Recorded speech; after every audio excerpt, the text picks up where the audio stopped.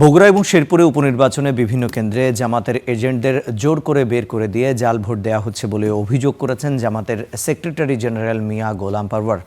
বৃহস্পতিবার দুপুরে দলটির কার্যালয়ে জরুরি সংবাদ সম্মেলনে নির্বাচনের বিভিন্ন কারচুপির অভিযোগ করেন তিনি।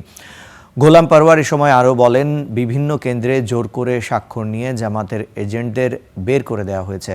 নারীদের ভোট কেন্দ্রে যেতে ভয়ভীতি দেখানো হচ্ছে।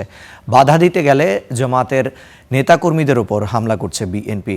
একটি নির্বাচিত সরকারের অধীনে এমন কারচুপির নির্বাচন মোটেই কাম্য নয়।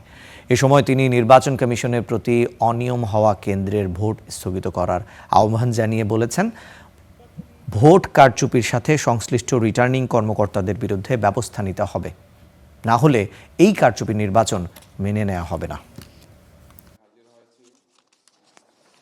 এজেন্ট ছিলেন, সকালবেলায় তাদেরকে স্বাক্ষর নিয়ে নেওয়া হয়েছে রেজাল্ট শিটে, এবং দেখবেন এখানে প্রিজাইডিং অফিসারের স্বাক্ষরের জায়গাটা ফাঁকা ফাঁকা তো থাকবেই। সকালবেলা তো আর ভোটও শেষ হয় নাই, গণনাও হয় নাই, স্বাক্ষর করবেন কি? এরপরে এখন ইচ্ছা মতো ভোটের সংখ্যা বসায় দিতে পারবেন।